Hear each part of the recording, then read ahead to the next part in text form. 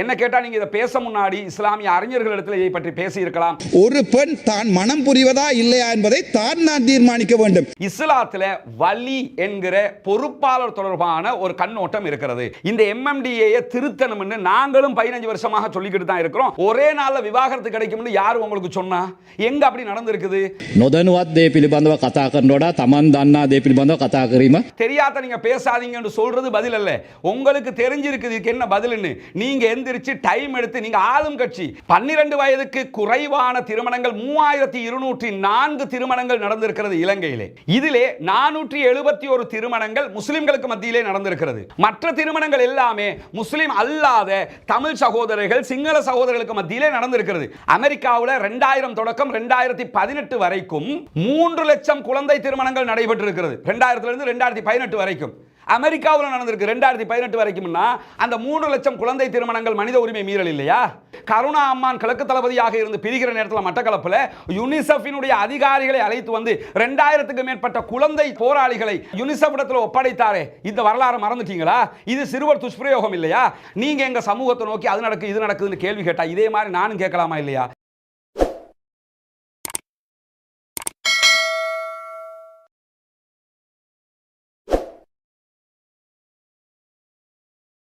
அன்பிற்கினிய சகோதர சகோதரிகளே, உங்கள் அனைவர் மீதும் ஏக இறைவனுடைய அமைதியும் கருணையும் உண்டாகட்டுமாக. அஸ்ஸலாமு அலைக்கும் வரஹ்மத்துல்லாஹி வபரகாத்துஹு. இன்றைய இந்த உரை என்பது ஒரு தெளிவூட்டல் உரையாகத்தான் நம்ம வெளியிடுறோம். அதற்கான காரணம் என்ன? நமக்கெல்லாம் தெரியும். ஒரு 2 நாட்களுக்கு முன்பதாக சர்வதேச மகளிர் தினத்தன்று பாராளுமன்றத்திலே உரையாற்றிய பாராளுமன்ற உறுப்பினர் அர்ச்சுனா ராமநாதன் அவர்கள் ஒரு முக்கியமான குற்றச்சாட்டை இஸ்லாமிய சமூகத்தை நோக்கி முன்வைத்திருந்தார். அந்த குற்றச்சாட்டுகள் தொடர்பான ஒரு பரவலான விமர்சனங்கள் தற்போது சமூக வலைதளங்களில் முன்வைக்கப்பட்டு கொண்டிருக்கிறது.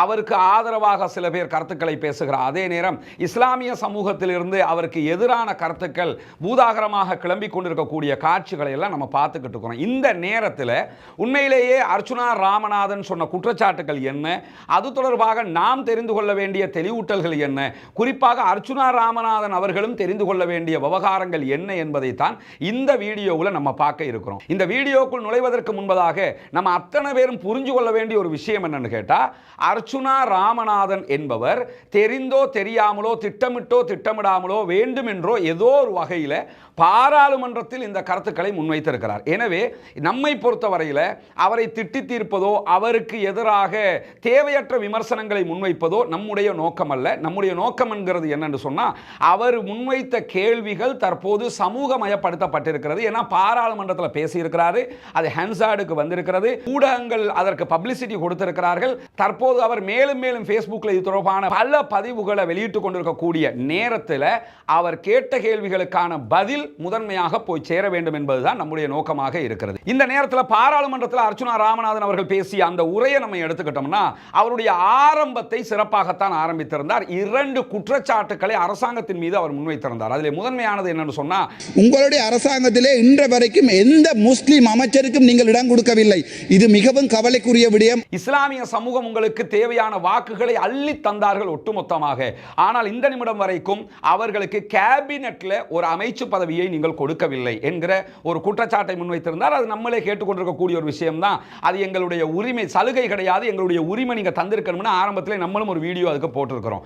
அதே மாதிரி இரண்டாவதாக கிளீன் ஸ்ரீலங்காங்கிற ஒரு திட்டத்தை கொண்டு வந்தாங்க. அதுல கூட எந்த ஒரு தமிழ் உறுப்பினர்களும் அல்லது இஸ்லாமிய சமூகத்தை சேர்ந்தவர்களும் இல்லை. எனவே இப்படி பாரபட்சம் காட்டாதீர்கள் என்கிற பேச்சோடு தான் அவர் தன்னுடைய பேச்சை ஆரம்பிச்சிருந்தார். அந்த கட்டத்தை பார்க்கும்போது அவர் சிறுபான்மை மக்கள் தொடர்பாக பேசிய அந்த பேச்சுக்கள் உண்மையிலேயே வரவேற்புக்குரியதாக இருந்தது. ஆனால் அதற்கு பிறகு அவர் பேச்ச ஆரம்பிக்கும் போது என்ன செய்றார்னா, சர்வதேச மகளிர் தினத்தை பற்றி பேச ஆரம்பித்தவர் முழுவதுமாக இஸ்லாமிய சமூகத்தினுடைய முஸ்லிம் பர்சனல் லோ MMDA என்று சொல்லக்கூடிய முஸ்லிம் தனியார் சட்டம் சம்பந்தமாகத்தான் பேசுகிறார். அதிலே ஒரு 4 கேள்விகளை அவர் முன்வைக்கிறார். 4 விமர்சனங்களாக கூட நாம் அதை எடுத்துக்கொள்ள முடியும். அந்த 4க்கு உரிய பதிலையும் நம்ம இங்க பார்க்க வேண்டியிருக்குது. காரணம் என்னன்னு சொன்னா, அவர் தன்னுடைய உரையை ஒரு ஆக்ரோஷமான உரையாக ஆக்கி இருந்தார். அதற்கு இடையில முனீர் முதஃபர் பிரதி அமைச்சர் அவர்கள் எழும்பி அவருக்கு நீங்க தெரியாத விவகாரங்களை பேசாதீங்க, தெரிஞ்சிருந்தா பேசுங்க என்று சொல்லி இருந்தாரு.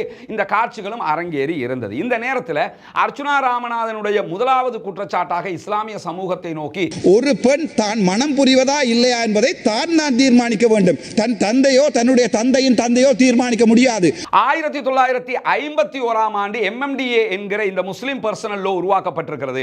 எனவே முஸ்லிம் பர்சனல் லோவில் ஒரு பெண் திருமணம் முடிப்பதாக இருந்தால் அவளாக விரும்பியவரை திருமணம் முடிக்க முடியாது.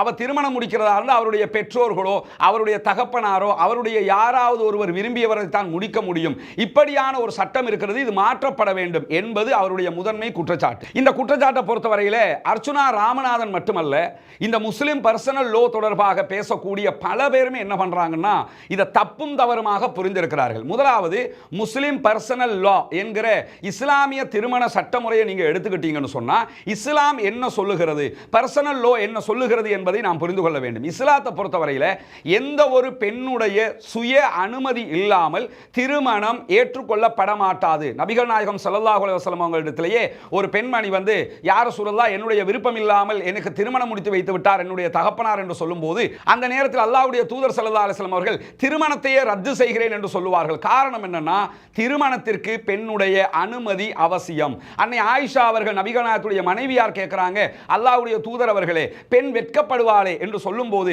வெட்கப்பட்டாலே அமைதி சம்மதத்திற்கு அறிகுறி என்று எடுத்துக்கொள்ளுங்கள் என்று சொன்னார்கள். எனவே இஸ்லாமிய மார்க்கத்தை பொறுத்தவரையில் பெண் பார்க்கும் போது திருமணம் முடிக்கும் போது பெண்ணுடைய சம்மதம் தான் அடிப்படையே தவிர பெண்ணை தாண்டியவர்களுடைய சம்மதத்தை இஸ்லாம் ஒருபோதும் சொல்லவில்லை. எந்த சட்டத்திலையும் நாங்கள் அப்படி சொல்லல. ஆனா அர்ச்சுனா ராமநாதன் அவர்கள் புரிந்திருக்கிற பகுதி என்னன்னு சொன்னா இஸ்லாத்துல வலி என்கிற பொறுப்பாளர் தொடர்பான ஒரு கண்ணோட்டம் இருக்கிறது.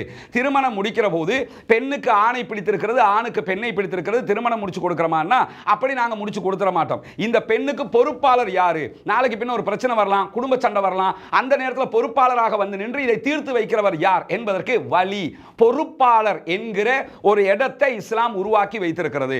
இது தகப்பனாக இருக்கலாம், சகோதரனாக இருக்கலாம், அவங்க யாருமே இல்லைன்னு சொன்னா மாமன் மச்சானாக இருக்கலாம், ஒருவருமே இல்லைன்னா சமூக தலைவராக பள்ளிவாயலுடைய தலைவராக இப்படி யார் இருக்கிறார்களோ அவர்கள் வலி என்கிற பொறுப்பாளர் என்கிற இடத்துல நின்று கையெழுத்து போடுவாங்க. இதைத்தான் அவர் என்ன நினைச்சுக்கிட்டு இருக்கிறாருன்னு சொன்னா பெண்களுக்கு வந்து அவங்களா நினைச்சவங்களா அவங்களா விரும்பினவங்களை திருமணம் முடிக்க முடியாது, தகப்பன் விரும்புறவர் தான் திருமணம் முடிக்கணும், மாமா மச்சான் விரும்புறவங்களை தான் திருமணம் முடிக்கணும்னு நினைச்சுக்கிட்டு இருக்கிறாரு. அந்த கண்ணோட்டம் தவறானது மிஸ்டர் அர்ச்சுனா ராமநாதன் அவர்களே. எனவே உங்களுக்கு தரப்பட்டிருக்கக்கூடிய தகவல்களை என்ன கேட்டா நீங்க இதை பேச முன்னாடி இஸ்லாமிய அறிஞர்களிடத்தில் இதை பற்றி பேசி இருக்கலாம், இது தொடர்பான தெளிவுகளை கேட்டு இருக்கலாம், இப்படி இருக்கிறதா என்பதை பற்றி புரிந்து கொண்டு விட்டு பேசி இருந்தீர்கள் என்றால் உண்மையிலேயே மகிழ்ச்சியானதாக இருந்திருக்கும். ஆனா நீங்க யாரோ சொன்னதை கேட்டுக்கிட்டு வந்து பேசியிருக்கிறீங்க. குறிப்பாக இந்த விவகாரத்தில் இன்னொன்று புரிஞ்சுக்கிறீங்க, இந்த டொனால்ட் ட்ரம்ப் ஆட்சிக்கு வந்த அப்புறம் USAID நிவாரண நிதிகளை எல்லாம் ரத்து பண்ணியிருக்கிறார். உண்மையிலேயே அதனால நிறைய ஏழைகள் பாதிக்கப்படுறாங்கிறதுல மாற்று கருத்து இல்லை. ஆனால் இதுல ஒரு நலவும் இருக்குது. என்னன்னு சொன்னா இந்த USAID அவர் ரத்து பண்றதுக்கு சொன்ன ஒரு காரணம் என்னன்னு சொன்னா இந்த USAID வச்சுக்கிட்டு நிறைய தேவையில்லாத விவகாரங்களுக்கு செலவழிக்கிறாங்க. உதாரணமாக ஓரின சேர்க்கையாளர்கள் அந்த குரூப்புக்கு என்ன செய்யறாங்கன்னா இதுல ஃபண்ட் பண்றாங்க. அதே மாதிரி ஒரு சமூகத்துக்குள்ள குழப்பத்தை உண்டாக்கணுமா, ஒரு சமூகத்தை பற்றி இழிவாக பேசணுமா, அந்த சமூகத்திலே இருக்கிறவனை விலக்கி வாங்கி வச்சுக்கிட்டு பேச வைக்க முடியுமா, அதற்கெல்லாம் இந்த USAID தான் பயன்பட்டது. இப்ப கொஞ்சம் பேர் அமைதியாக இருக்கிறதுக்கு காரணம் என்னன்னா இப்ப சம்பளத்தை எல்லாத்தையுமே நிறுத்தி வச்சிருக்கிறான், அதனால தான் அமைதியாக இருக்கிறாங்க. என்ன நம்ம புரிஞ்சுக்கிறோம்னா எவனோ தருகிற பணத்திற்காக எந்த ஒரு சமூகத்தையும் நாம் இழிவாக்க வந்துவிடக் கூடாது. இந்த இடத்துல அர்ச்சுனா ராமநாதன் USAID காசு வாங்கிட்டு பேசுறாருன்னு நான் சொல்ல வரல. இதற்கு முன்பதாக பல பேர் இப்படி பேசினார்கள். அர்ச்சுனா ராமநாதன் தவறாக புரிந்து கொண்டு இந்த இடத்தில் பேசிக் கொண்டிருக்கிறார் என்பதை நாம் விளக்கமாக தெரிந்து கொள்ள வேண்டும். எனவே இஸ்லாத்தை பொறுத்தவரையில் திருமணம் முடிக்கிற பெண்ணுக்கு பொறுப்பாளர் நாளைக்கு பின்ன பிரச்சனை வந்தா வந்து நிக்கிறதுக்கு வழி அவசியமே தவிர அவளுடைய சம்மதம் இல்லாமல் திருமணம் முடித்து கொடுத்தால் இஸ்லாம் அந்த திருமணத்தை திருமணமாக ஏற்றுக்கொள்ளாது, அந்த திருமணம் ரத்தாகிவிடும். பிரதர் அர்ச்சுனா அவர்கள் இதை புரிந்து கொள்ள வேண்டும் என்பதையும் நான் இந்த இடத்திலே தெரிவித்துக் கொள்கிறேன். இரண்டாவதாக ஒரு ஆண் டிவோர்ஸ் எடுக்க விரும்பினால் அவர் நேரடியாக நீதிமன்றத்துக்கு போவார், ஒரு நாளிலே டிவோர்ஸ் முடிந்துவிடும். ஆனால் ஒரு பெண் டிவோர்ஸ், முஸ்லிம் பெண் டிவோர்ஸ் எடுக்க வேண்டுமாக இருந்தால் அவள் எத்தனையோ நாட்கள் ஏறி இறங்க வேண்டியிருக்கும். என்னுடைய அவருடைய கலாச்சாரமாகவே ஒரு ஆணாக இருந்தா காதி கோட்டுக்கு போனாருன்னா ஒரே நாள்ல அவருக்கு விவாகரத்து கிடைச்சிரும், எனக்கு தேவையில்லை மனைவி என்று சொல்லிட்டு விட்டுட்டு வந்துடலாம். ஒரு பெண்ணாக இருந்தா அப்படி கிடைக்குது இல்ல என்கிற ஒரு குற்றச்சாட்டு. முதல்ல அர்ச்சுனா ராமநாதன் நீங்க ஒன்று புரிஞ்சுக்கிறீங்க, 1951 உருவாக்கப்பட்ட இந்த MMDA தொடர்பாக நீங்க குற்றச்சாட்டுகளை முன் வச்சிருக்கிறீங்க. இந்த MMDA திருத்தணும் வேணும்னு நாங்களும் 15 வருஷமாக சொல்லிக்கிட்டு தான் இருக்கிறோம். அதற்குரிய முனைப்புகள் பல கட்டங்களில் எடுக்கப்படாமலும் இல்லை. மிலிந்த மொரகொட ஜஸ்டிஸ் மினிஸ்டராக இருக்கிற காலத்தில் 2010லேயே இதற்காக ஒரு கமிஷன் அமைச்சிருந்தார் ஜஸ்டிஸ் சலீம் மர்சூப் தலைமையில். அந்த கமிஷன் என்ன பண்ணினாங்கன்னு சொன்னா இதுல திருத்தங்களை சேர்த்திருந்தாங்க.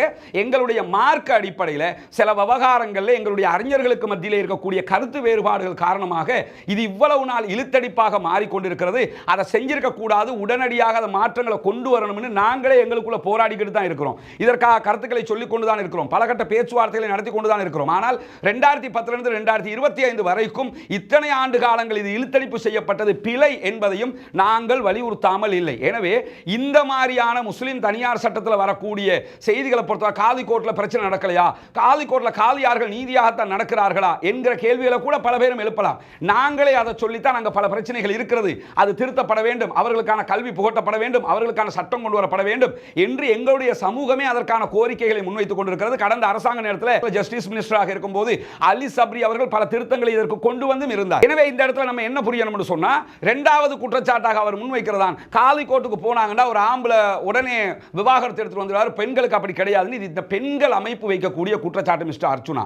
அதை நீங்க என்ன புரிஞ்சுக்கிறேன்னு சொன்னா, காலி நீதிமன்றங்களில் பெண்களுக்கு சில பேருக்கு அநியாயம் இழைக்கப்பட்டிருக்கிறது என்பதை ஒருபோதும் நாங்கள் மறுக்கல. அதற்கு அவர்கள் அடுத்த கட்டமாக ஜுடிஷியல் கமிஷனுக்கு போகணும், அதை தாண்டி எடுக்க வேண்டிய நடவடிக்கைகள் இருக்கிறது. பல காலியார்கள் ஊழல் குற்றச்சாட்டுல வேற வேற குற்றச்சாட்டுகள்ல கைது செய்யப்பட்டவர்கள் இருக்கிறார்கள். இதையெல்லாம் நாங்கள் மறுக்கவே இல்லையே, அது திருத்தப்படணும்னு நாங்களே சொல்லிக் கொண்டிருக்கிறோம். ஆனா ஒரே நாள்ல விவாகரத்து கிடைக்கும்னு யார் உங்களுக்கு சொன்னா?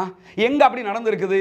மார்க் அடிப்படையில் இருக்கிறது. இஸ்லாத்துல கண்ணோட்டத்தை நீங்க புரிஞ்சுக்கிறீங்க. இஸ்லாத்துல இந்த விவாகரத்து அதே மாதிரி பெண் பிரிவதாக இருந்தாலும் ஆண் பிரிவதாக இருந்தாலும் வருஷ கணக்கெல்லாம் இஸ்லாம் இழுத்து அடிச்சுக்கிட்டு இருக்காது. அது எங்களுடைய மார்க்கத்துக்கு இருக்கிற சிறப்பம்சம் மிஸ்டர் அர்ச்சுனா. ஒருவருக்கு மனைவியை பிடிக்கவில்லை அல்லது மனைவிக்கு கணவனை பிடிக்கவில்லை என்று சொன்னா கல்லானாலும் கணவன் புல்லானாலும் புருஷன் கட்டி அழுதுகிட்டு என்று சொல்லி இஸ்லாம் எந்த இடத்திலையுமே சொல்லல. மனைவிக்கு கணவனை பிடிக்கவில்லை என்றால், கணவனுக்கு மனைவியை பிடிக்கவில்லை என்றால் இருவரும் பிரிந்து கொள்ள முடியும். கணவனுக்கு மனைவியை பிடிக்காவிட்டால் அதற்கு பேர் தலாக்கு என்று சொல்லுவோம். மனைவிக்கு கணவனை பிடிக்காவிட்டால் அதற்கு பேர் ஹுலா என்று சொல்லுவோம். இப்படி இரண்டு வார்த்தைகளூடாக யாருக்கு பிடிக்கலனாலும் ஒரே நாள் அவங்க பிரிஞ்சுக்கலாம். சண்டை வருது, எனக்கு உன்னை பிடிக்கலமா, உனக்கு என்ன பிடிக்கல, மார்க் அடிப்படையில் ரெண்டு பேருமே பிரிஞ்சுக்கிறோம். பிரிஞ்சுக்கிட்டு போனா என்ன பிரச்சனை உங்களுக்கு? வருஷ கணக்கா வழக்கு பேசிக்கிட்டு இருக்கணுமா? ஆம்பளையா இருந்தாலும் பொம்பளையா இருந்தாலும் ஒரே நாள்ல பிரிஞ்சுக்கிற முடியும். காலி நீதிமன்றங்களுக்கு போய் முடியும். நீதிமன்ற சட்டத்துறையின் பிரகாரம் என்ன பண்ணுவாங்கன்னா, கொஞ்சம் சேர்ந்து வாழக்கூடாதா, ரெண்டு பேரும் இணைஞ்சு போகக்கூடாதா, அதுக்குரிய கால நேரத்தை எடுக்கக்கூடாதா, கொஞ்சம் கன்வின்ஸ் பண்ணி பாருங்களே என்று இதற்காக இரண்டு பேருக்கும் தான் நேர காலம் எடுக்கிறார்களே தவிர அவருக்கு உடனே கொடுத்துருவாங்க, இவங்களுக்கு உடனே கொடுக்க மாட்டாங்க என்கிற ஒண்ணுமே கிடையாது. முதல்ல நீங்க என்ன புரிஞ்சுக்கிறீங்கன்னா, ஆம்பளை போனா உடனே எடுத்துக்கலாம், பொம்பளை போனா உடனே எடுக்க, ரெண்டு பேருமே பிரியத்தான் போறாங்க. அதுல உடனே கொடுக்காம இழுத்தடிக்கிறதுக்கு என்ன தேவை இருக்குது? எனவே இப்படியான ஒரு நிலை எங்களுடைய சமூகத்துக்கு மத்தியில் கிடையாது. அங்கங்க எங்கேயாவது தவறுதலாக பிழையாக இஸ்லாத்தை புரியாம இந்த சட்டத்தை புரியாம யாராவது ஒரு காலியார் செஞ்சிருப்பாராக இருந்தால் அது 100% பிழை. ஒருவர் செய்வதற்காக ஒரு சமூகத்தையே நீங்கள் விரல் நீட்டுவது நல்ல ஒரு நடைமுறையும் அல்ல. நீங்கள் ஒரு மருத்துவராக படித்திருக்கக்கூடிய ஒருவர், அதை தாண்டி பாராளுமன்ற உறுப்பினராக இருக்கிறீர்கள், சிறுபான்மை சமூகத்தை சேர்ந்த ஒரு தொப்புள் கொடி உறவை சேர்ந்த ஒரு சகோதரனாக இருக்கிறீர்கள். நீங்கள் இப்படியான விவரமில்லாத குற்றச்சாட்டுகளை முன்வைப்பது எங்களுடைய மனதை ஆழமான அளவுக்கு பாதிக்க செய்யும். விவரம் இல்லாம பேசுறாரே, தெரியாம பேசி இருக்கிறாரே என்பதுதான் எங்களுடைய கவலையாக இருக்கிறது. எந்த ஒரு காதி நீதிமன்றத்திலும் எந்த ஒரு இஸ்லாமிய சட்டத்திலும் இந்த மாதிரியான நடைமுறை இல்லை. இஸ்லாத்தை பொறுத்தவரை விவாகரத்தோ ஹுலாவோ உடனடியாக எடுத்துக்கொள்ள முடியும். அது பிடிக்கலன்னா கல்லானாலும் கணவன் புல்லானாலும் புருஷன் கட்டிக்கிட்டு வாழு என்று சொல்லி எங்கேயுமே இஸ்லாம் சொல்லல. அது எங்கள் மார்க்கத்துக்கு இருக்கிற சிறப்பம்சமே தவிர அதை நாங்கள் குறைத்து மதிப்பிடவில்லை. அது ஆணுக்கும் சமன், பெண்ணுக்கும் சமன். ஆம்பளையும் உடனே எடுக்கலாம், பொம்பளையும் உடனே எடுக்கலாமே தவிர அதை கன்வின்ஸ் பண்றதுக்காக கால நேரங்கள் எடுப்பாங்க, எதுக்கு போயிட வேண்டி இருக்குது. ஆனா மார்க் அடிப்படையில் பிரிஞ்சால் கூட இஸ்லாம் என்ன வச்சிருக்குது கேட்டா, ஆம்பளை டிவோர்ஸ் விட்டா போயிட்டு வான்னு அனுப்பிட முடியாது. அவர் வீட்டில் வச்சு குறிப்பிட்ட காலம் வரைக்கும் பாதுகாக்கணும், அவர் சாப்பாடு போடணும், அவர் தான் உடை வாங்கி கொடுக்கணும். இப்படியெல்லாம் சட்டம் இருக்குது மிஸ்டர் அர்ச்சுனா. நீங்க சொன்ன மாதிரி உடனே தலா கூட்டு வீட்டுக்கு போகணும் அனுப்பிட முடியாது. ஒருத்தர் செய்யறான், ரெண்டு பேர் செய்யறாங்கிறதுக்காக இஸ்லாத்துல சட்டம் அது முஸ்லிம்கள் வச்சிருக்க சட்டம்னு நீங்க புரிஞ்சுக்கிட்டா அதுக்கு நாங்க பொறுப்பில்லை. அது பிழையான புரிதல் சகோதரரே. அடுத்ததாக மிஸ்டர் அர்ச்சுனா வைக்கக்கூடிய மிக பிரம்மாண்டமான குற்றச்சாட்டு என்னன்னு சொன்னா, 12 வயதுக்கு உட்பட்ட பிள்ளைகளை நீங்க திருமணம் முடிச்சு கொடுக்கறீங்க. 12 வயதோ அல்லது அதுக்கு குறைவான வயதுடைய ஒரு முஸ்லிம் பெண்மணியோ கூட தனது விருப்பம் இல்லாமல் தன் தாய் தந்தையால் ஒருவருக்கு மனம் செய்து வைக்கப்படலாம். இப்படியான வேலைகளை நீங்க செய்றீங்க என்று சொல்லி அதை கொஞ்சம் காட்டமாக கடுமையாக பாராளுமன்றத்தில் அவர் பேசி இருந்தார். இடையில இதை பேசும்போதுதான் பிரதி அமைச்சர் முனீர் முலஃபர் மௌலவி அவங்க எந்திரிச்சு உங்களுக்கு தெரியாத விஷயங்களை நீங்க பேசாதீங்க, தெரிஞ்சுக்கிட்டு பேசுங்கன்னு சொல்லுவாரு. அப்ப அவர் என்ன செய்வார்னா தெரிஞ்சுக்கிட்டு தான் நான் பேசுறேன்னு சொல்லி அதற்கு ஒரு பதிலையும் காட்டமாக அவர் வழங்கி இருப்பார். නොදැනුවත් දේ පිළිබඳව කතා කරනට වඩා තමන් දන්නා දේ පිළිබඳව කතා කිරීම උචිතයි කියලා විශ්වාස කරනවා. less than 12-year-old woman කෙනෙක් ඔයා බදලා දෙනවා කියන්නේ ඒක woman මගේ වෙලාව දෙන්න එපා. ඔයගොල්ලන්ට මොලේ නැත්නම් මට කිසි කරන්න දෙයක් නැහැ. இந்த இடத்துல நான் புரிந்த ஒரு விஷயம் என்னன்னு கேட்டா, மௌலவி முனீர் முலஃபரை பொறுத்தவரையில நீங்க மௌலவி, நீங்க பாராளுமன்றம் போனதுல எங்களுக்கு எல்லாம் சந்தோஷம். என்ன காரணம்னா இந்த மாதிரி ஒருத்தர் எழும்பி தெரியாம பேசுகிற நேரத்தில் அதுக்கு ஒரு மௌலவி இருக்கிறாரு, அவர் லாஜிக்கலி மார்க் அடிப்படையில் பதில் கொடுப்பாருங்கிறது எங்களுடைய எதிர்பார்ப்பாக இருந்தது. அந்த எதிர்பார்ப்பு அன்றைய அர்ச்சுனாவின் பேச்சின் போது டோட்டல் ஜீரோவாக மாறி இருந்தது. மிகப்பெரிய மன இழப்பை இந்த சமூகத்திற்கே தந்திருக்கிறது முனீர் முலஃபர் மௌலவி அவர்கள். இதை புரிந்து கொள்ள வேண்டும். ஏன்னா அந்த இடத்துல குற்றச்சாட்டு முன்வைக்கப்பட்டா தெரியாத நீங்க பேசாதீங்க என்று சொல்றது பதில் அல்ல. உங்களுக்கு தெரிஞ்சிருக்குது இதுக்கு என்ன பதில்னு நீங்க எந்திரிச்சு டைம் எடுத்து, நீங்க ஆளும் கட்சி, இன்னொரு பிரதி அமைச்சர், நீங்க டைம் கேட்டா உங்க தரப்பு டைம் தருவாங்க, அதற்கென்று ஒரு டைம் எடுத்து நீங்க பதில் கொடுத்திருக்கணும். இப்ப கூட ஒன்றும் கெட்டு போகல. இனிமேலாவது ஒரு நேரத்தை, இப்பயும் பாராளுமன்ற செஷன்ஸ் ஓடிக்கொண்டிருக்குது, ஒரு டைம் எடுத்து நீங்கள் இதற்கு பதில் சொல்ல வேண்டும். நீங்க மட்டுமல்ல, முஸ்லிம் காங்கிரஸ் தலைவராக இருந்தாலும் சரி, அகில இலங்கை மக்கள் காங்கிரஸ் தலைவராக இருந்தாலும் சரி, பாராளுமன்றத்தில் இருக்கிற முஸ்லிம் பாராளுமன்ற உறுப்பினர்கள் தயவு செய்து உங்களுடைய நேரம் ஒன்றை ஒதுக்கி அர்ச்சுனாவினுடைய கேள்விகளுக்கு எல்லாம் அழகாக பதிலை சொல்லி அது ஹென்சாடுக்கு வர வச்சிருங்க. அவர் பேசினது ஹென்சாடுல இருக்குது. நம் சமூகத்தின் மீது விரல் நீட்டப்பட்டிருந்தால் விரல் கண்ணுக்குள் குத்தும் வரைக்கும் நாம் பார்த்து கொண்டிருக்காமல் கண்ணுக்குள் குத்துவதற்கு முன்பதாக பதிலை சொல்லி அது இல்லை என்பதை ஆக்க வேண்டுமா இல்லையா? நியாயமான பதிலை சொல்லணுமா இல்லையா? எனவே முனீர் முலஃபர் அவர்களும் ஆளுங்கட்சியில் கொஞ்சம் பாராளுமன்ற உறுப்பினர்கள் இருக்கிறாங்க, இவங்க என்ன செய்யறாங்கிறதே தெரியல, இருக்கிறாங்களா இல்லையான்னு கூட தெரியல. எப்பயாவது ஒரு நாள் வந்து ஜனாதிபதிக்கு ஜால்ரா அடிக்கிறதுக்கு மட்டும் இந்த குருநாகலையில இருந்து ஒருத்தர் வந்துருவாரு, கண்டி அக்குர்ணலையில இருந்து ஒருத்தர் வந்துருவாரு, கம்பளையில இருந்து ஒருத்தர் வந்துருவாரு. நீங்க எல்லாம் என்ன பண்ணிக்கிட்டு இருக்கிறீங்க? இதற்கு பதில் சொல்லணுமா இல்லையா? பதில் தெரியலன்னா தெரிஞ்சவங்ககிட்ட பதில் எடுத்து கண்டிப்பாக பாராளுமன்றத்தில் பேசுங்க. 12 வயதுக்கு குறைந்தவர்களை திருமணம் முடிக்க சொல்கிறார்கள், இது மனித உரிமை மீறல், சைல்ட் அபியூஸ் என்று அர்ச்சுனா ராமநாதன் அவங்க பேசுறாங்க. முதல்ல நீங்க என்ன புரிஞ்சுக்கணும் அர்ச்சுனா, 1951களுக்கு பிறகு உருவாக்கப்பட்ட முஸ்லிம் தனியார் சட்டம் மட்டுமல்ல, இந்த நாட்டிலே 3 அல்லது 4 வகையான தனியார் சட்டங்கள் இருக்கிறது. கண்டியன் மேரேஜ் லோ இருக்கிறது, கண்டிய திருமண சட்டம் இருக்கிறது. அதே போன்று தேச வளமை சட்டம், யாழ்ப்பாண தமிழ் சகோதரர்களுக்கான திருமண விவாகரத்து சொத்து பங்கீட்டு சட்டம் இருக்கிறது. இந்த 3 சட்டமும் கிட்டத்தட்ட சேம் காலத்தில், ஹாலண்ட் காலத்தில் இருந்து அவங்க கொண்டு வர்றாங்க. எங்களுடைய சட்டங்களும் அப்படி கொண்டு வரப்பட்டு இந்த ஒரு 1951களுக்கு பிறகு ஒரு திருத்தப்பட்ட சட்டமாக மாறி வருகிறது. இந்த நேரத்தில் 1951 கால பகுதிகளில் 12 வயது பிள்ளையை திருமணம் முடிப்பது சிறுவர் துஷ்பிரயோகமாக கருதப்பட்டதா? சரி, இன்னைக்கு எத்தனை நாட்டில் கருதப்படுதுங்கிறது நான் பின்னாடி சொல்றேன். அதுக்கு முன்பதாக 1951களுக்கு பிறகு 1980களுக்கு பிறகுண்டான காலகட்டங்களில் கூட எத்தனை பேர் இது மாதிரி திருமணங்களை எல்லா சமூகத்திலையும் முடிச்சிருக்கிறாங்க. அது என்னன்னா ஒரு பக்குவப்பட்டு ஒரு காலகட்டம் மாறுகிற போது திருமணத்தினுடைய வயதெல்லைகளை மாற்றுவோம்னு பல நாடுகளும் மாத்திக்கிட்டு வர்றாங்க.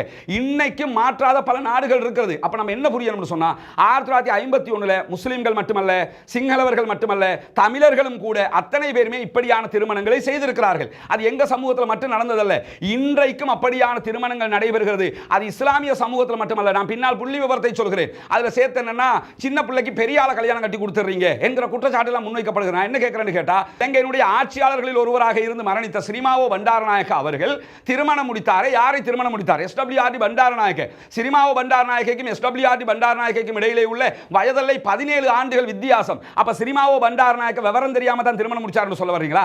அந்த காலகட்டத்தில் அப்படித்தான் திருமணம் முடிப்பாங்க. இளம் வயது பிள்ளையாக இருப்பாங்க, ஒரு மூத்தவரை திருமணம் முடிச்சு கொடுப்பாங்க. எஸ்டபிள்யூஆர்டி பண்டாரநாயக்கும் சிரிமாவுக்கு இடையில 17 ஆண்டுகள் 17 வயதுகள் வித்தியாசம் இருக்கிறது. அப்ப இது அந்த நேரத்தில் பிரச்சனை இல்லை. இப்ப நமக்கு அது ஒரு மாதிரியா இருக்குதா, பார்க்கிறதுக்கு விகாரமா இருக்குதா?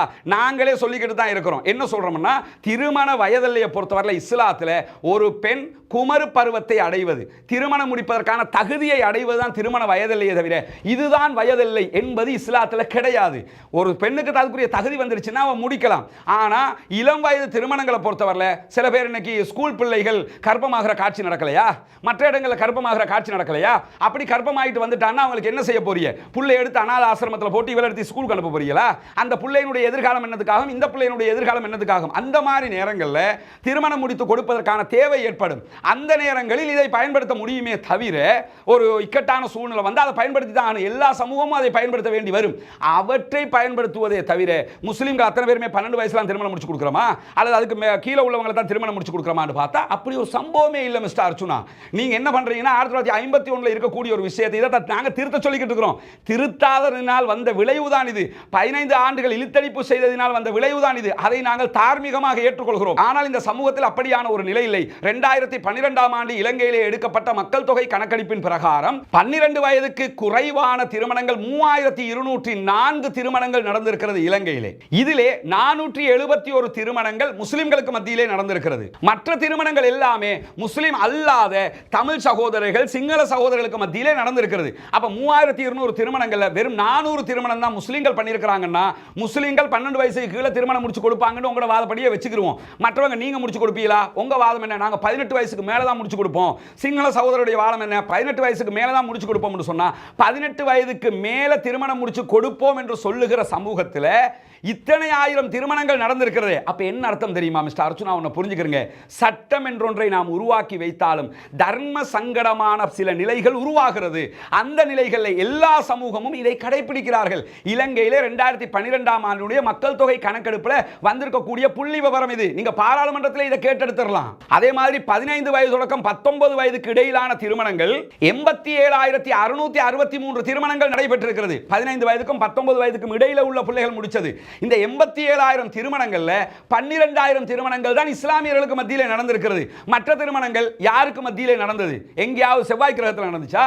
இதே ஸ்ரீலங்கால சிங்கள தமிழ் இந்து இந்த மாதிரி சகோதரர்களுக்கு மத்தியில தானே நடந்திருக்குது. இதே தான் அதுக்குரிய பதிலும். அப்ப என்ன நீங்க புரியணும்? இக்கட்டான சூழ்நிலை எல்லா சமூகத்திற்கும் வருகிறது. நீங்க சட்டத்தை உருவாக்கி வச்சுட்டு போயிருவீங்க. சட்டத்தை மீறி ஒன்று நடக்கும்போது அவன் என்ன பண்ணுவான்? இதை நம்ம யோசிக்க மாட்டோமா? அதோட இந்த இடத்துல பாராளுமன்ற உறுப்பினர் அர்ச்சுனா ராமநாதன் அவங்க ஒரு விஷயத்தை புரிஞ்சுக்கிறோம். நமக்கெல்லாம் ஒரு பொது புத்தி இருக்குது சகோதரர். என்ன பொது புத்தின்னு சொன்னா, அமெரிக்காவில் எது செஞ்சாலும் சரி, ஆசியா கண்ட்ரியில் எது செஞ்சாலும் பிழை, இந்த மாதிரி நம்ம நினைச்சுக்கிறோம். கண்டுபிடிப்பா அமெரிக்காக்காரன் தான் செய்வான், அறிவியலா அவன்கிட்ட தான் இருக்குது, மனித உரிமை மீறலா அவன் கரெக்டாக நடந்துக்கிறவான், ஹியூமன் ரைட்ஸ் வயலேஷன் அங்கே கிடையாது, இப்படி நம்ம நினைச்சுக்கிட்டு இருக்கிறோம். இன்றைக்கு இலங்கையில், இந்தியாவில், பாகிஸ்தானில், நேபாளத்தில் சிறுவர் திருமணம் நடைபெறுகிறது. இதெல்லாம் ஹியூமன் ரைட்ஸ் வயலேஷன் நீங்க வச்சிருக்கக்கூடிய அந்த ஆய்வறிக்கை மாதிரி சில அறிக்கைகளை வச்சுக்கிட்டு இருக்கிறாங்கல்ல, இந்த அறிக்கைகள் எல்லாம் எங்கிருந்து வருகிறது? அமெரிக்காவை தொட்டு அந்த மேற்கு நாடுகளில் இருந்து வருது. இந்த மேற்கு நாடுகளில் திருமண வயதினுடைய இப்போதைய நிலை என்னன்னு சொல்லி நீங்க தேடி பாருங்க. தேடி பார்த்திருந்தா நீங்க பேசவே மாட்டீங்க. அமெரிக்காவில் 2000 தொடக்கம் 2018 வரைக்கும் 3 லட்சம் குழந்தை திருமணங்கள் நடைபெற்றிருக்கிறது. 2000 இருந்து 2018 வரைக்கும் அமெரிக்காவில் நடந்திருக்கு. 2018 வரைக்கும்னா அந்த 3 லட்சம் குழந்தை திருமணங்கள் மனித உரிமை மீறல் இல்லையா? அந்த 3 லட்சம் குழந்தை திருமணங்கள் சைல்ட் அபியூஸ் இல்லையா? அந்த 3 லட்சம் திருமணங்களை பற்றி பேசுவதற்கு நாதி இல்லையா?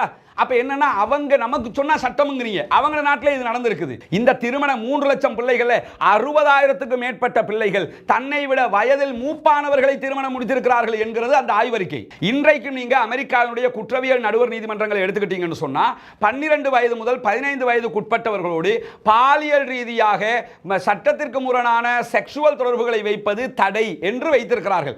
ஆனால் ஒருவர் 12 வயதிலிருந்து 15 வயதுக்குட்பட்ட ஒரு பிள்ளையை திருமணம் முடிச்சுட்டு வந்துட்டாருன்னா அவருக்கு விதி விலக்கு என்று எங்க வச்சிருக்காங்க?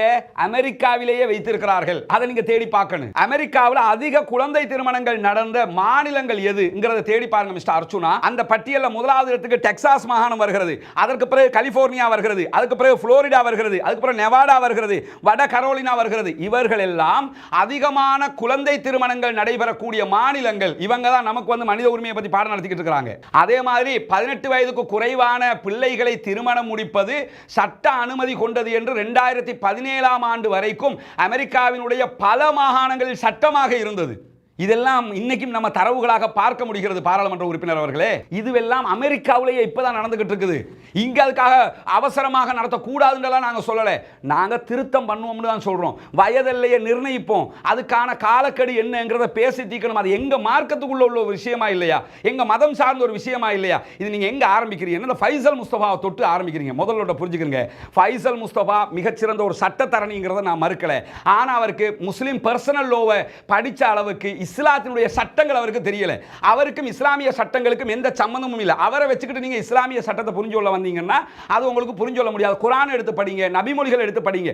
பாராளுமன்ற ஒரு முஸ்லிம் உறுப்பினர்கள் இருக்கிறார்கள், அவர்களுக்கு தெரியாதான்னு அவங்கள பாராளுமன்றத்துக்கு எங்க உரிமையை பத்தி பேசத்தான் அனுப்பியிருக்கிறோம்.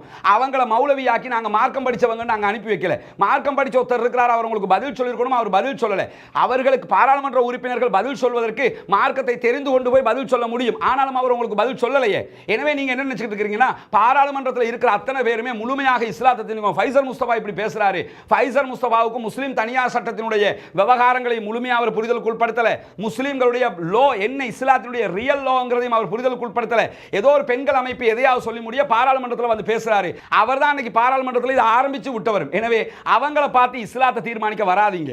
நான்காவதாகவும் இறுதியாகவும் சகோதரர் அர்ச்சுனா ராமநாதன் அவங்க முன் வச்ச ஒரு குற்றச்சாட்டு என்னன்னு கேட்டா, பெண்களுடைய பாலியல் உறுப்புகளை வெட்டுவதோ அல்லது ஏதாவது ஒரு மியூட்டிலேஷன் செய்வதோ தடை செய்யப்பட்டிருக்கிறது. ஆனால் இந்த ACJU எனப்படுகின்றது அதற்கு சார்பாக இருக்கிறது. ஆகவே அது சம்பந்தமாக பெண்கள் உரிமையை பாதுகாக்குமாறு அன்புடன் கேட்டுக்கொள்கிறேன். பெண்களுக்கு மத்தியில் இஸ்லாமிய பெண்கள் விருத்த சேதனம், அதாவது ஹத்னா பண்றாங்க, அவர்களுடைய மர்ம உறுப்புல வந்து சில மாற்றங்கள் செய்யப்படுகிறது, இதுவெல்லாம் வந்து அபியூஸ். இதுக்கு ஜம்மியத்துல் உலமாவே அனுமதி கொடுத்திருக்கிறார்கள் என்கிற குற்றச்சாட்டை அவர் முன் வச்சிருக்கிறாரு. இது சம்பந்தமாக ஜம்மியத்துல் உலமா அனுமதி கொடுத்தாங்களா இல்லையாங்கிறது ஜம்மியத்துல் உலமா பதில் சொல்ல வேண்டியது. ஆனால் நம்ம தெரிஞ்சு கொள்ள வேண்டிய விஷயம் என்னன்னா, மிஸ்டர் அர்ச்சுனா, இஸ்லாமிய மார்க்கத்தில் எங்க மார்க்க அளவுல இப்படியான ஒரு சட்டம் கிடையாது. பெண்களுக்கான ஹத்னா என்கிற வழிமுறையை இஸ்லாம் முன்வைக்கவில்லை. ஒரு நபிமொழியை ரசூலுல்லாஹி ஸல்லல்லாஹு அலைஹி வஸல்லம் அவங்க சொன்ன ஒரு நபிமொழியை தவறாக புரிந்து கொண்டிருக்கக்கூடிய சில ஆலிம்கள், சில மார்க்க விவகாரம் பேசக்கூடியவங்க என்ன பண்றாங்கன்னா இப்படியான சில சட்டங்களை சொல்றாங்களே தவிர முஸ்லிம் பர்சனல் லோவில் சுன்னத் எடுக்கத்தான் வேணும்னு நாங்கள் எழுதி வைக்கல. அதே நேரத்தில் முஸ்லிம் சமூகத்துக்கு மத்தியில் நடக்குதுன்னா, முஸ்லிம் சமூகத்துக்கு மத்தியில் இஸ்லாத்தில் இல்லாத பல விஷயங்கள் நடக்குது, அதெல்லாம் இஸ்லாம்னு எடுத்துருவீங்களா?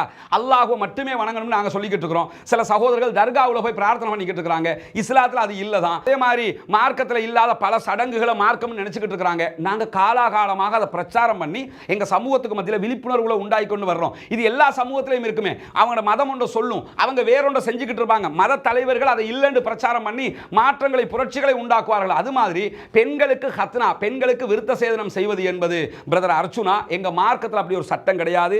முகமது நபி அவங்க அப்படி ஒரு சட்டத்தை சொன்னது கிடையாது. ஒரு நபி மொழி தவறாக புரியப்பட்டிருக்கு. அது எங்க மக்களுக்கு நாங்கள் தெளிவூட்டி கொண்டு இருக்கிறோம். அவ்வளவுதானே தவிர இதை ஏதோ முஸ்லீம்கள் திட்டமிட்டு எல்லாரும் செஞ்சுக்கிட்டு இருக்கிறாங்க, எல்லாரும் அனுமதி கொடுத்துக்கிட்டு இருக்கிறாங்கன்னு நீங்க பேசுவது ஏற்றுக்கொள்ள முடியுமான ஒன்றால. ஜம்மியத்துல் உலமா தொடர்பான விவகாரங்களுக்கு அவங்க தான் பதில் சொல்லணும், அதுக்கு நான் பதில் சொல்ல முடியாது. எனவே இந்த குற்றச்சாட்டும் உங்களுடைய தவறான புரிதலில் உண்டாக்கப்பட்டது என்பதை நீங்கள் புரிந்து கொள்ள வேண்டும். அதுக்கு பிறகு அர்ச்சுனா அவங்க பேசும்போது என்ன செய்யறாருன்னா, இந்த பஸ்ல போகும்போது 90% பெண்கள் பாதிக்கப்படுறாங்க, அந்த மாதிரி புள்ளி விவரம் சொல்றாரு. பொதுவாக தான் அவர் சொல்லிக்கிட்டு போறாரு. அது நமக்கு நத்திங், அது நமக்கு சம்பந்தப்பட்டதல்ல, பொதுவாகவே பேசப்படக்கூடிய ஒரு விஷயம். ஆனா இந்த இடத்துல சகோதரர் அர்ச்சுனாவை நோக்கி நான் சில கேள்விகளை கேட்க விரும்புகிறேன். என்ன கேள்வின்னு சொன்னா, நீங்க எங்களுடைய சமூகத்தினுடைய மார்க்கம் சார்ந்த விவகாரங்கள்ல மார்க்கத்தை புரியாம சில கேள்விகளை கேட்கிறீங்க. இதை கேட்கறது மட்டுமல்லாம இது சைல்டு அபியூஸ், மனித உரிமை மீறல், ஹியூமன் ரைட்ஸ் வயலேஷன், இதான்னு சொல்லி பல விவகாரங்களை பேசுறீங்க. முதல்ல சகோதரர் அர்ச்சுனா, நீங்க என்ன புரிஞ்சுக்கணும்னா, எங்க சமூகத்துக்குள்ள உள்ள விவகாரங்கள்ல நாங்க அதை திருத்தணும்னு பல காலமாக போராடிக்கிட்டு இருக்கிறோம். ஏன் அகில இலங்கை ஜம்மியத்துல் உலமா இது தொடர்பான நூற்றுக்கணக்கான கூட்டங்களை நடத்தி இருக்கிறார்கள். ஏன்னா அவங்க மட்டுமல்ல, இங்க இஸ்லாமிய சமூகத்துக்கு மத்தியில் பல இயக்கங்கள் இருக்கிறார்கள், இஸ்லாத்தினுடைய கோட்பாடுகளை பிரச்சாரம் செய்யக்கூடிய பல அமைப்புகள் இருக்கிறார்கள். எல்லாரையும் ஒருங்கிணைத்து தான் இந்த முஸ்லிம் தனியார் சட்டத்தில் திருத்தத்தை கொண்டு வரணும். அதுக்கான முனைப்புகளை நாங்க செய்யாமையில தொடர்ந்து இது தொடர்பான பேச்சுவார்த்தைகள் நடந்து கொண்டும் இருக்கிறது. இந்த நிலையில நம்ம நல்லா இருக்கிறீங்களா? அது கூலிக்கு வளர்க்குறீங்களோ? சரி சரி சரி. அப்போ யார் ஆடு மேய்க்க போவா? உங்க மகனா? மாப்பிள்ளை போவார், மகன் ஆட்டு மாடு கட்ட போறாரு. ஓ, இதில் வாசல் இந்த பக்கமா அந்த பக்கமா? இந்த பக்கம் வாங்க பாப்போம். அன்பிற்கினிய சகோதர சகோதரிகளே, அஸ்ஸலாமு அலைக்கும் வரஹ்மத்துல்லாஹி வபரகாத்துஹு. நம்ம இப்போ இருக்கக்கூடிய இடமும் பொத்துவிலுடைய சர்வோதயபுரம் ஹிஜ்ரத் நகரில் தான் இருக்கிறோம். அங்கே இருக்கக்கூடிய ஒரு வீட்டில் தான் இருக்கிறோம். இந்த அம்மா அவங்களோட வீடு தான். நமக்கெல்லாம் தெரியும், புனிதமிக்க இஸ்லாமிய மார்க்கத்தை ஏற்றுக்கொண்ட சகோதரருக்கான ஒரு வீட்டு திட்டத்தை அமைப்பதற்கான ஒரு முயற்சியாகத்தான் இந்த முயற்சியை நம்ம பண்ணிக்கிட்டு இருக்கிறோம். இந்த வீடுகளெல்லாம் நீங்கள் பார்க்குறீங்க. வரும்போது அந்த அம்மா என்ன சொல்கிறாங்கன்னா, பாம்பு, குறிப்பாக நல்ல பாம்பு, இந்த மாதிரி பாம்புகள் எல்லாம் வீட்டுக்குள்ளே வருது. நிறைய பாம்பு கடியில் மரணிக்கிறவங்க, அதே மாதிரி யானை அடித்து மரணிக்கிறவங்க, இந்த மாதிரியான பல தொல்லைகளுக்கு மத்தியில் தான் இவங்க இங்கே வாழ வேண்டி இருக்கிறது. எனவே தான் இந்த வீட்டு திட்டத்தை நம்ம பண்ணுறதுக்கான ஒரு முயற்சி எடுத்து இங்கே வந்திருக்கிறோம். இது வந்து மேலே போட்டிருக்கிறது தகரம் தான் போட்டிருக்கிறாங்க. தகரத்தில் வாழ்ந்த கொட்டகைகளில் வாழ்ந்தவங்களுக்கு தெரியும், இதிலெல்லாம் வாழ முடியாது மக்கள். அவ்வளவு ஓவர் ஹீட் ஆகும்போது உடம்புல எல்லாம் அந்த கொப்பளமாக வந்துடும். இந்த மாதிரியான நிலைகளுக்கு மத்தியில் தான் அவங்க இதுக்குள்ளே அவங்களால முடிஞ்ச வரைக்கும் வாழ்ந்துக்கிட்டு இருக்கிறாங்க. அந்த அடிப்படையில் இந்த மக்களுக்கு தேவையான இந்த வாழ்வாதார முறையை நம்ம செஞ்சு கொடுக்க வேண்டிய தேவை இருக்கிறது. இங்கே நீங்கள் பார்க்கலாம், இது அவங்களுடைய கிச்சன் பகுதி. இதுதான் அவங்களுடைய கிச்சன் பகுதி. இதுக்குள்ள தான் அவங்க வாழ்ந்துக்கிட்டு இருக்கிறாங்க. நீங்கள் உங்கள் ஓகே, எங்கே ஆடு மேய்க்கிறதுக்கு போயிருந்தீங்கன்னு சொன்னீங்க. அப்படியா? சரி. எனவே சகோதர சகோதரிகளை, நபிகள் நாயகம் ஸல்லல்லாஹு அலைஹி வஸல்லம் அவர்கள் சொன்ன அடிப்படையில் இஸ்லாமிய மார்க்கத்தை ஏற்றுக்கொண்டு வாழ்வியலை அமைத்து கொண்டிருக்கக்கூடிய இந்த சகோதரர்களுக்காக இந்த ரமலானிலே உங்களுடைய ஜகாத்து தான தர்மங்களை வாரி வழங்குங்கள். முன்னால் தெரிகிற நம்முடைய தொலைபேசி மற்றும் வாட்ஸ்அப் பழக்கத்திற்கு நீங்கள் தொடர்பு கொள்ள முடியும். இங்கே வந்து இந்த சூழலை பார்த்து தான் நாங்கள் இதுக்கு பண்ணுவோம் என்று நினைக்கக்கூடிய சகோதரர்களும் எம்மை தொடர்பு கொள்கிற பட்சத்தில் உங்களை அழைத்து கொண்டு வந்து காட்டுவதற்கே நம்ம தயாராக இருக்கிற. நமக்கு தேவை இந்த பணி நிறைவடைய வேண்டும் என்பதுதான். ஆடு நீங்களும் மேய்க்க போவீங்களா? இப்போ வயசு அது சரி. பாம்பு என்ன நல்ல பாம்பெல்லாம் வந்துடுமா? இப்போ